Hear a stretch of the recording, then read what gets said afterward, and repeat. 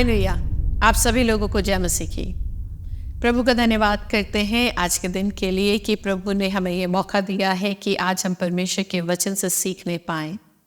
आज जो प्रभु का वचन हमें सिखाना चाहता है वो ये बात सिखाना चाहता है कि प्रभु के बच्चे, परमेश्वर के बेटे बेटियां इस बात में शिक्षित हो और इस बात को जानने पाए कि शैतान किस तरह से मसीह लोगों के जीवन में कार्य करता है, क्योंकि हम बहुत बार उसके कामों से अनजान होते हैं। इफिसियों की किताब उसका 6 अध्याय और उसका 14 पद बोलता है कि उसके जलते हुए तीर, शैतान का जो हथियार है वो मसीह लोगों के जीवन में है जलते हुए तीर यानी वो मसीह लोगों के जीवन में जलते हुए तीरों के द्वारा अटैक करता है। सो हमारे लिए ये जानना बहुत ज़रूरी है कि तीर एक ऐसा हथियार है जो दूर से चलाया जाता है। शत्रु अपने आप को छुपा लेता है, छुपा कर अपने ओपोनेंट के पर अटैक करता है। यानी हमारा जो शत्रु है वो हम पर तीर चला रहा है और वो छुपा हुआ है, हम उसे देख नहीं पा रहे। आज बहुत से मसीह लोग हैं जो शैतान की चाल को देख नहीं पाते हैं और उसकी चाल को ना देखने के चलते वो इसे नेचुरल मानते हैं। ये कहते हैं ये कॉमन है, ये नेचुरल है, मगर वो नेचुरल नहीं होता है, वो उसके तीर होते हैं। सो हमारे लिए जानना बहुत ज़रूरी है कि हम इन बातों को समझ सके, हम इन बातों को सीख सके कि शैतान किस तरह से एक मसीह के जीवन में अपने चाल को चलता है, कैसे वो एक मसीह के जीवन में अपने तीरों को चलता है। जहाँ बहुत से लोग इस बात में शिक्षित नहीं होते हैं, अनजान होते हैं और उसके चलते वो उसके बहकावे में आ जाते हैं, उसकी चाल में फंस जाते हैं और वो अपनी आशीषों से दूर हो जाते हैं, अभिषेक से दूर हो जाते हैं। सो हमारे लिए जानना बहुत ज़रूरी है। जब हम परमेश्वर के वचन को सीखते हैं, जब हम प्रभु के वचन को पढ़ते हैं, तो वो अदन की वाटिका में जब परमेश्वर ने अदन की वाटिका में आदम और हव्वा को रखा था, तब प्रभु ने आदम और हव्वा को एक आज्ञा दी थी और वो आज्ञा दी थी कि वाटिका के सभी वृक्षों के फल तुम खा सकते हो, मगर भले और बुरे के ज्ञान का फल जो वाटिका के बीच में है उसे तुम ना खाना, क्योंकि जिस दिन तुम इसे खाओगे उस दिन तुम मर जाओगे। सो शैतान हव्वा के पास में आता है और हव्वा से एक सवाल करता है। वो हव्वा से पूछता है, क्या सच है कि परमेश्वर ने कहा है कि इस वाटिका के किसी भी वृक्ष का फल तुम ना खाना?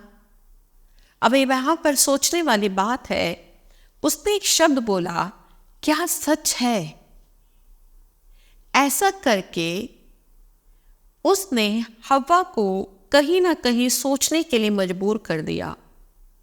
ऐसा करके उसने हव्वा के अंदर एक शक को लेकर आया, एक डाउट को लेकर आया, और वो भी प्रभु की आज्ञा के प्रति, परमेश्वर की आज्ञा के प्रति। सो हमारे लिए जानना ज़रूरी है कि उसकी जो स्ट्रैटेजी है एक विश्वासी के जीवन में, वो स्ट्रैटेजी जो उसने अदन की वाटिका में चली थी, आज भी वही उसकी स्ट्रैटेजी बहुत से मसीह लोगों के जीवन में आज भी यही होती है कि वो सबसे पहला काम करता है कि मसीही लोगों के अंदर परमेश्वर के वचन के प्रति शक को लेकर आता है, डाउट को लेकर आता है। जहाँ मसीह विश्वासी व्यक्ति ये बोलता है, क्या सच है कि प्रभु ये काम कर सकते हैं? क्या सच में प्रभु मुझे आशीष दे सकते हैं? क्या सच में परमेश्वर चंगाई देने वाला है? क्या सच में मैं ये बीमारी से चंगाई पा सकता हूँ? क्या सच में मेरा परिवार चंगा हो सकता है? क्या मेरा परिवार आशीष पा सकता है? क्या सच में ये भविष्यवाणियाँ पूरी होंगी? क्या सच में आज शैतान ने मसीह लोगों के अंदर परमेश्वर की आज्ञाओं के प्रति ये डाउट डाल दिया है? जहां मसीह व्यक्ति, एक विश्वासी व्यक्ति परमेश्वर की आज्ञाओं को पूर्ण रीति से, पूरी तरह से विश्वास करके उन आज्ञाओं को नहीं मान पाता, और उसके अंदर परमेश्वर की आज्ञा के प्रति ये डाउट आ जाता है कि क्या सच में परमेश्वर मेरे जीवन में काम कर सकता है? क्या सच में प्रभु ये काम कर सकता है? प्रभु यीशु मसीह ने नए नियम में कहा है, तो परमेश्वर के वचन को और उसकी सामर्थ्य को नहीं जानते हो, इसीलिए भूल में पड़े हो। और आज भी बहुत से मसीह लोग हैं जो परमेश्वर के वचन को और उसकी सामर्थ्य को नहीं जानते हैं, इसीलिए भूल में पड़े हैं। वो भूल कौन सी भूल है? वो भूल वही है कि वहां पर उसने जो एक डाउट हव्वा के अंदर डाला था कि क्या सच में परमेश्वर ऐसा कर सकता है। और ये डाउट आज तक पूरे संसार के अंदर फैल गया है। यही कारण है कि आज समस्त संसार परमेश्वर पर पूरी रीति से निर्भर नहीं हो पाता है। हालेलुया। अब सोचिए, आज ये डाउट उसने कहीं ना कहीं आपके अंदर भी बो दिया होगा कि क्या सच में परमेश्वर मेरे जीवन में काम कर सकता है। और ये बात सत्य है कि आज के मसीह लोग परमेश्वर के वचन की सामर्थ्य को नहीं जानते हैं, इसीलिए मसीह समाज भूल में पड़ा हुआ है। हालेलुया। दूसरा वो बड़ा काम क्या करता है, उसका जो दूसरी चाल है, जो उसका दूसरा तीर है, जो मसीह लोगों के जीवन में चलता है, और वो तीर है झूठ का। हव्वा ने उससे बोला कि हम इस वाटिका के सभी वृक्षों का फल खा सकते हैं, परंतु भले और बुरे ज्ञान का वृक्ष जो वाटिका के बीच में है, उसे ना तुम खाना और ना ही तुम छूना, नहीं तो तुम मर जाओगे। मगर आदम ने हव्वा से एक झूठ बोला। आदम ने हव्वा से एक झूठ बोला, और वो झूठ क्या था? शैतान ने कहा तुम निश्चय ना मरोगे। हालेलुया। अब सोचिए कितना बड़ा झूठ उसने हव्वा से बोला। उसने कहा कि यदि तुम इस वृक्ष के फल को खाओगे ना तो तुम नहीं मरोगे।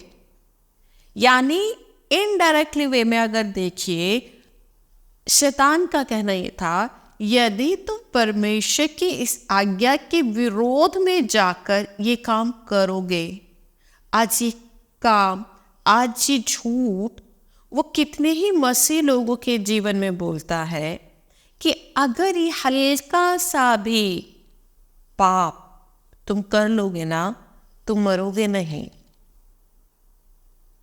और यही सोच उसने मसीह लोगों के जीवन में डाल दी है, जहां प्रभु ने कहा है कि तुम मेरी आज्ञाओं को मानो।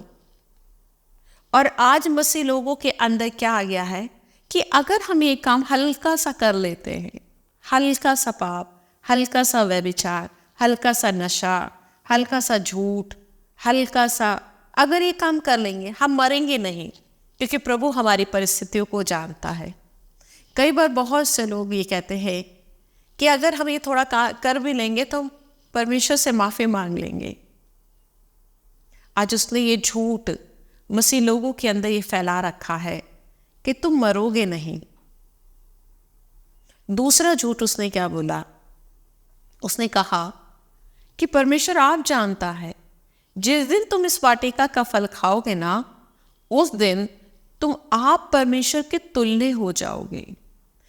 यही वाला झूठ जब उसने बोला, उसने इस झूठ को बोलकर हव्वा के अंदर डिजायर लेकर आया, एक इच्छा उत्पन्न कर दी।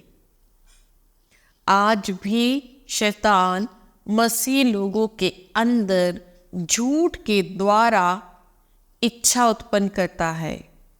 अभिलाषा गर्भवती होती है और पाप को जन्म देती है।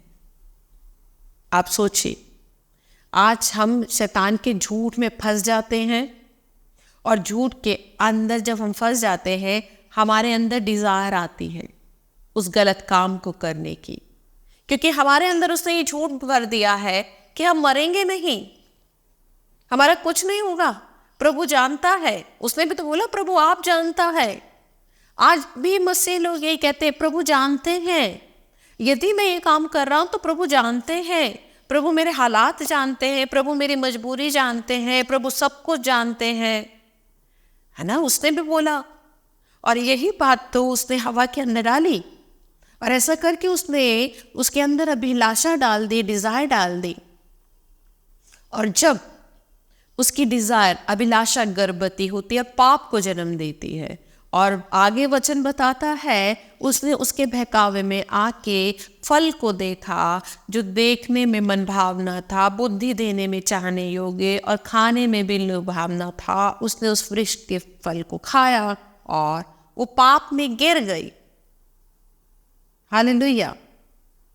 आप सोचिए, आज इन झूठ में, वो झूठ कितने ही मसीह लोगों के अंदर उसने फैला रखा है, जहां हम इन बातों से बिल्कुल बेखबर है, बिल्कुल अनजान है।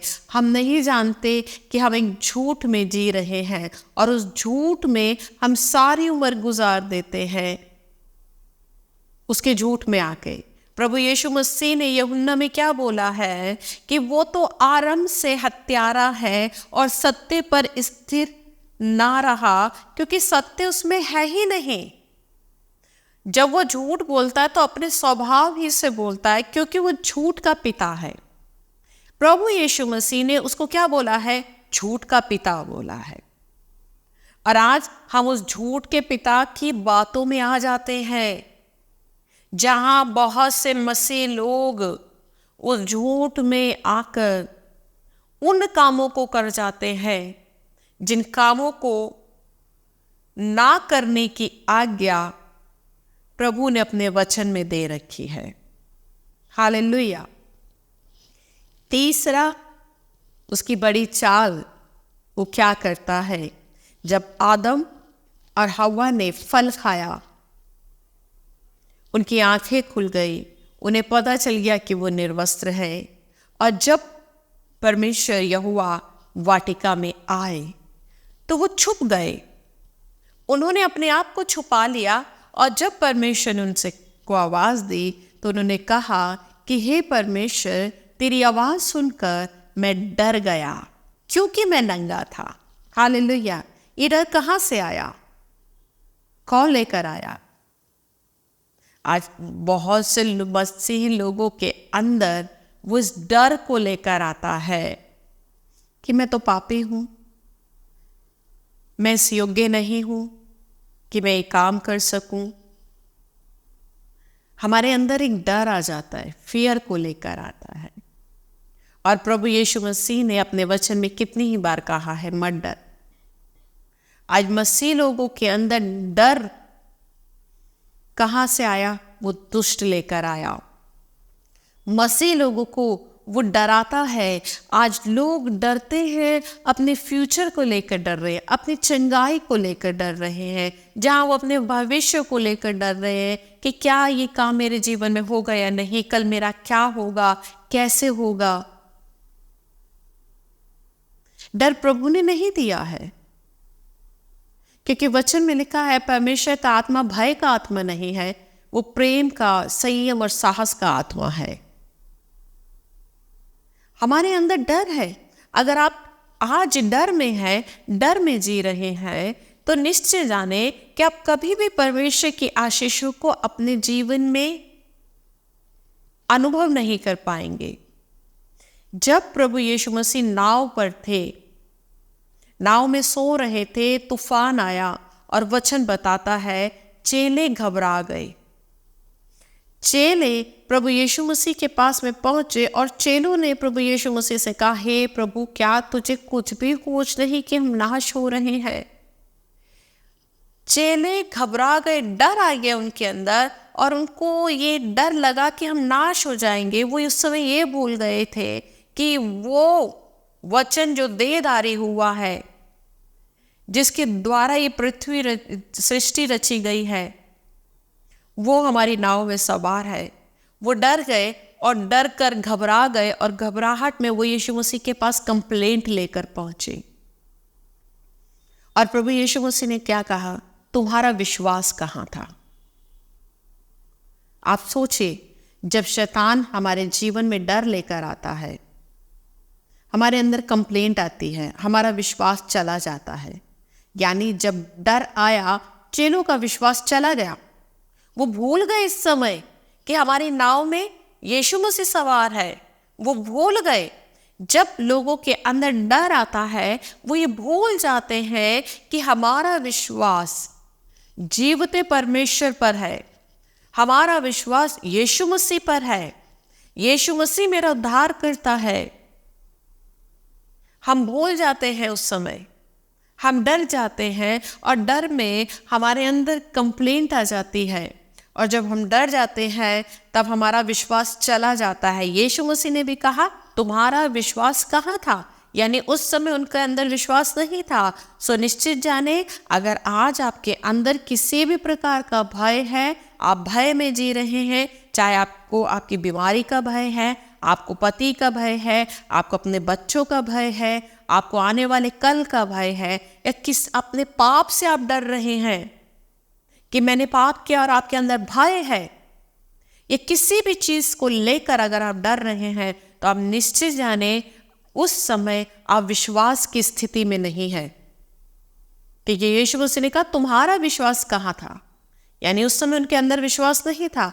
भय के समय एक विश्वासी के अंदर विश्वास नहीं होता, वो अविश्वासी बन जाता है। और जब एक विश्वासी अविश्वासी बन जाता है, तो इब्रानियों की पत्री के हिसाब से साफ लिखा है कि विश्वास के बिना हम उसे प्रसन्न नहीं कर सकते हैं। बिना विश्वास के उसे प्रसन्न करना अनहोना है। हम अपने जीवन में उन कामों को नहीं देख पाएंगे। यदि आज हम डर में है, तो हम परमेश्वर की चंगाई को नहीं पाएंगे। यदि हम डर में है, तो हम उसकी आशीषों को नहीं पा पाएंगे, हम उसकी प्रतिज्ञाओं को नहीं पा पाएंगे, हम उन बातों को अपने जीवन में पूरा होता हुआ नहीं देख पाएंगे।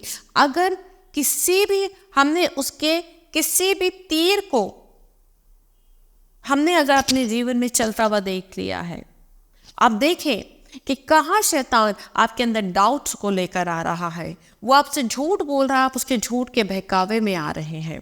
उसने आपके अंदर डर लेकर आया, आप डर में आ गए हैं। वो आपके अंदर से विश्वास को चुरा रहा है। उसने आपको अविश्वास की स्थिति में लाकर खड़ा कर दिया है, और आप वहाँ पर आ चुके हैं, और तो भी आप कह रहे हैं कि मुझे विश्वास है। क्योंकि उसने आपको डर में लाकर खड़ा कर दिया, उस स्टेज में लाकर खड़ा कर दिया है जहाँ आपके अंदर डर है बहुत सी बातों को लेकर, और हम सोच रहे हैं हमारे अंदर विश्वास है। हालेलुया।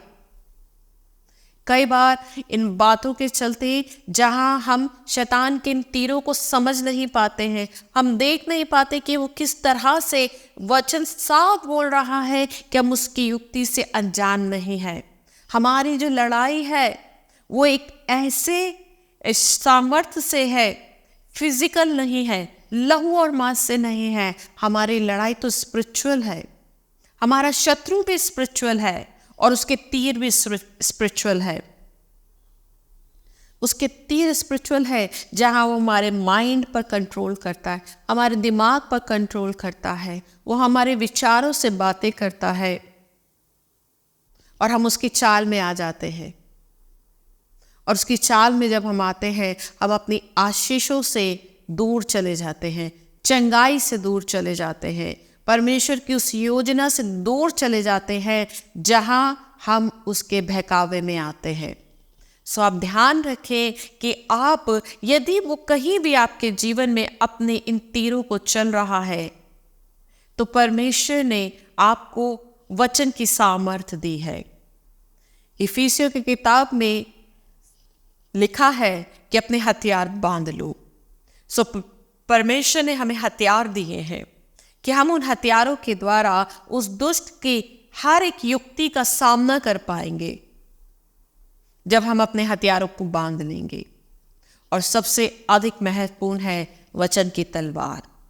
याद रखिए, परमेश्वर का वचन जो हमें शांति देने वाला, मुक्ति देने वाला है, वो हमारी रक्षा करता है। वो सेनाओं का यहोवा हमेशा हमारे साथ रहता है। उसका अनुग्रह अपने लोगों पर बना रहता है। सो उसकी चाल को जाने, उसकी चाल को पहचाने और अपने जीवन की रक्षा करें। प्रभु आप सब लोगों को आशीष देंगे। आइए हम सब लोग प्रार्थना करें। प्यारे परमेश्वर, प्यारे प्रभु, हम बहुत ही धन्यवाद के साथ प्रभु आपके पास में आते हैं, जहां आपने पिता अपने वचनों के द्वारा अपने लोगों को सिखाया है कि किस प्रकार से उसके जलते हुए तीरों को पिता हम बुझा सकें। आज बहुत से आपके बेटे बेटियां उसके जलते हुए तीरों से अनजान हैं। उन्हें नहीं पता प्रभु कि वो किस तरह से उनके जीवन में अपनी चालों को चल रहा है। मेरे प्यारे प्रभु, उसने आपके लोगों के अंदर शक को लेकर आया है। उसने आपके मसीही लोगों पर एक झूठ को फैलाया है। उसने उनके अंदर भय को लेकर आया है। मेरे राजा, मैं आपसे प्रार्थना करती हूँ, अपने हाथों को बढ़ाइए पिता, और आज उसकी चाल से अपने लोगों को आज़ाद कर दीजिए। आपके बेटे और बेटियां हैं जो आपको पुकारते हैं। यदि किसी के पास भी प्रभु विश्वास की घटी है पिता, मेरे प्यारे प्रभु, वो व्यक्ति जिसने अपने बेटे को लेकर आया था, उसने आपसे कहा था कि हे प्रभु मेरे विश्वास को बढ़ा। सो मेरे पिता, मैं प्रार्थना करती हूँ, आप अपने लोगों के विश्वास को बढ़ाइए पिता। जितने भी लोग इस वचन को सुनते हैं पिता, इस वचन के द्वारा आप उनके विश्वास को बढ़ाइए पिता, क्योंकि विश्वास के द्वारा ही प्रभु वो अपने जीवन में आशीषों को पाएंगे। विश्वास के द्वारा प्रभु आप उन्हें चंगाई देंगे। मेरे राजा, मैं आपसे प्रार्थना करती हूँ, आज इस वचन के द्वारा तमाम सुनने वाले लोगों को आशीषित करें। प्रत्येक को छू लीजिए, प्रत्येक को स्पर्श करें। आपका चंगाई से भरा हुआ हाथ आपके लोगों के जीवन में हो जाए पिता। हर प्रकार की बीमारी से, हर एक रोग से प्रभु आप मुक्त करें। आप छू लें मेरे प्रभु। आपकी चंगाई की सामर्थ, आपकी चंगाई की सामर्थ इस वचन के द्वारा बहने पाए, और आप छू रहे हैं राजा। मैं आपको धन्यवाद देती हूँ, धन्यवाद देती हूँ। आप अपने लोगों को छू रहे हैं। मसीह यीशु के पवित्र सामर्थ्य नाम में इस प्रार्थना को मांगते हैं, आमीन और फिर आमीन। आप सभी लोगों को जय मसीह की।